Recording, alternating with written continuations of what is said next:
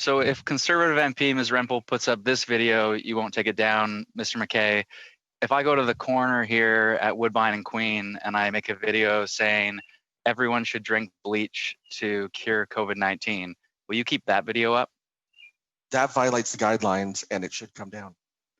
That seems sensible to me. So some level of science ought to play a role in your decision-making, surely.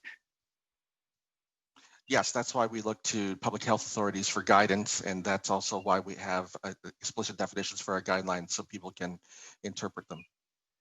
And in terms of transparency, if a video is taken down or downgraded in some fashion and it is a more debatable decision and isn't so obviously objectionable as drinking bleach, what is the appeal process? I think you hinted at your question. There's various levels in which YouTube videos are affected by a violation of our community guidelines. In some cases, they're demonetized, so you can't make advertising revenue from them. In other cases, they're rendered private, so you can continue to share them, but they're not surfaced in search. And then finally, there's a takedown. And they receive notification by email that there's been a violation of the community guidelines with an opportunity to explain why that should be reversed. Well, it's fair to say I've given you a hard time in the past. Would you say, Mr. McKay? We've had engaged conversation. So let me be the first to then credit YouTube and Google for emphasizing science and not sensationalism when it comes to saving lives. Mr. Johnson, you indicated you have seen research that a 60 to 80% adoption rate is critical for the efficacy of a proximity tracing application. I've seen the same research. Do you think we can plausibly get there with an app that is opt-in? That is a really, really good question. I can give you my personal perspective. It's just to give you some stats out of the UK. 80% of people in the UK have a phone, right? And if you got to get to 80%, it's very, very, very difficult, right? So I'm optimistic because I think, the more contact tracing we can do, I think the openness that's been discussed and the consent, as long as people are comfortable that they're not being tracked and their data is safe, I think there's hope, but it's a tough road, is my view, yeah. If it is a matter of public health in relation to ensuring that we are free from deadly viruses, is it inappropriate to have more mandatory rules? That's to me again. That's a philosophical question.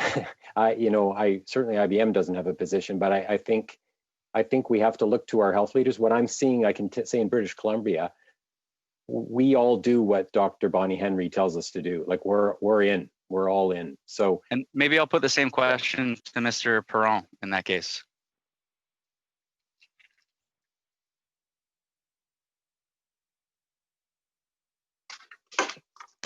Sorry, I've arranged the microphone. J'ai dû arranger le microphone. I had to readjust my microphone. So your question, what percentage of the population would use a particular app? No, I think I missed the question. I guess I've got a minute left, so let me put it this way. In Ontario, I don't know what it's like in Quebec, but children are required to have a vaccine to attend school for a number of different diseases. It seems odd that we wouldn't take a similar approach to saving lives in relation to a pandemic for an application on our phones, so long as it is privacy preserving in every other possible way. So the DP3T standard, except for voluntariness, having a data governance framework, that data would be deleted at the end of this pandemic. I wonder why, if a vaccine is not a vaccine is not voluntary for kids attending school in Ontario, why we are talking about voluntariness to such a great degree with respect to an application that could potentially save lives.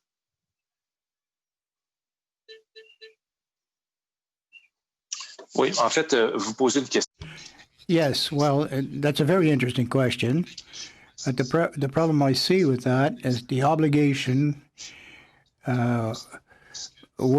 probably contravene quite a few rules or regulations and laws. Consent, the notion of consent.